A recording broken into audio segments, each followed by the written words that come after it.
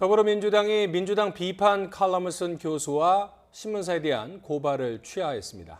당 내부에서조차 오만했다는 비판 여론이 들끓었고 고발을 취하하는 과정과 대처도 적절치 못했다는 지적이 쏟아졌습니다. 최민기 기자입니다. 민주당 이해찬 대표가 자당 비판 칼럼을 쓴 임미리 교수와 경향신문을 고발한 데 대한 입장을 묻는 취재진 질문에 아무런 답도 않은 채 서둘러 자리를 빠져나갑니다.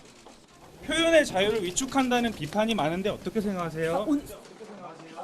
당 지도부 모두 입을 다문 채 퇴장했고 고발 취하 사실은 이후 언론에 문자로 전달됐습니다. 논란 하루 만입니다. 민주당은 문자를 통해 고발 조치가 과도했고 유감을 표한다면서도 임 교수가 과거 안철수 전 의원의 싱크탱크 출신이었다는 점을 거듭 부각하며 분명한 정치적 목적이 있는 것으로 판단했다고 강조했습니다. 이 안철수 교수의 자문교수단의 실행위원입니다. 그래서 그때 당시에 저희들은 이것이 분명히 정치적 목적이 있다 이렇게 판단했던 것이고 당의 고발 조치를 두고 내부에서도 자성과 비판의 목소리가 들끓었습니다.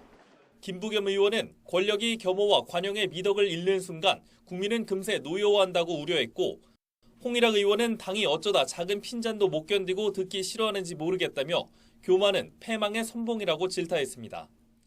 이낙연 전 총리는 논란 당일 민주당의 고발을 취해야 한다는 뜻을 직접 전달하기도 했습니다.